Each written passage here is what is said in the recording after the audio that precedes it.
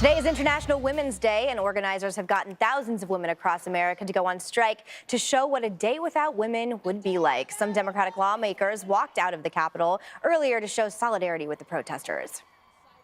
We are resisting President Trump and congressional Republicans and letting them know that we will not go back. We are here to fight an administration and a Republican Congress that targets our families and with backwards and divisive policies. And the Trump administration and the Republicans in Congress have been waging a war on our health. We don't want the world to know a day without a woman, but we want people to understand what that day would be like.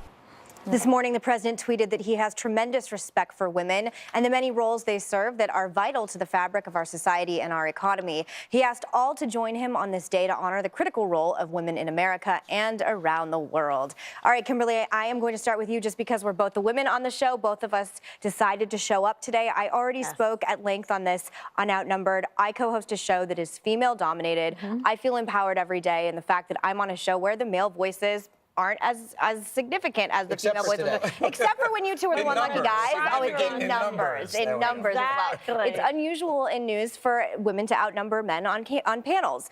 I find value in showing up at work. Beyond that, they just said coming out of their mouths, this is an anti-Trump protest, an anti-conservative protest, and there are no Republican people, women that I can see involved in these protests. Why did you choose to show up today to work? Yeah, you know, I echo your sentiment. I thank God every day that I have a job and I'm able to work here at Fox News. I'm able to sit at the table with smart, intelligent people who are passionate about what they do and they appreciate the jobs that they have.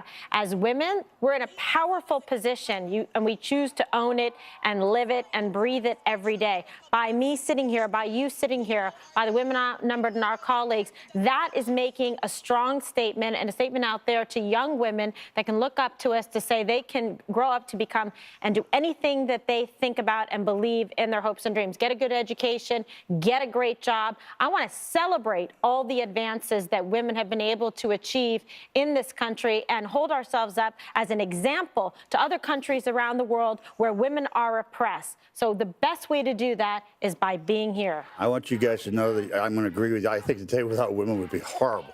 Having said that, it's still the fact remains the Republican Department of Labor now, whoever runs that, it's 81 cents on the dollar for women and men. Until it's equal, stay out. What was Hillary's campaign? Yes. What do you mean? It was like 72 cents on the dollar. Women were paid 72 cents on the dollar. We went and asked them. Megan, can I just You don't like statistics that run against you, do you? I just told you Hillary was lower, paid women less than the national average. Okay, military women didn't take the day off. Law enforcement women didn't take the day off. Most of the doctors and nurses that I've heard of haven't taken the day off. Thank God. Can we have a day? News people didn't take the day off. Can we have a day without I'm going to take the day off protests? I mean, listen, I would certainly hope so. I think another important point, as Kimberly pointed out, is that this is totally tied up with anti-Trump, anti-conservative, pro-choice movements. That's what modern feminism encompasses. And for people like Kimberly and I, who are strong, empowered, smart women, who come on TV every day, by the way, not talking lifestyle news, but talking about domestic and foreign policy at length, it is an important job that we have. And the idea that I would somehow be empowered by not showing up, the messaging that it's sending to young women, I actually think is very dangerous. What about the schools that were closed? What about all the schools that were closed, things that couldn't happen because of it? People who are parents who are working class they're paying the right amount of money. All of a sudden that they have to get daycare for their kids, and they have to not go to work because in response to that. Here's it. They were protesting sexual discrimination, discrimination on wages, and harassment. I would say that if you want to do that, I had no idea it got to the point where we needed a massive walkout. But if that's a massive walkout, I also didn't think you needed Madonna on stage telling us to burn the White House down. So I guess I'm a little behind the times. I guess you probably are. What color is your handkerchief there, Kim? It's not real. This is a fake. It's fake. You're not joining the protest with the red. Well, as long as it's I'm pro-woman. You are pro-woman. I've always been pro-woman. Came on our show today. As long as it's Lena Dunham feminism, though, more than 50% of women are going to opt out.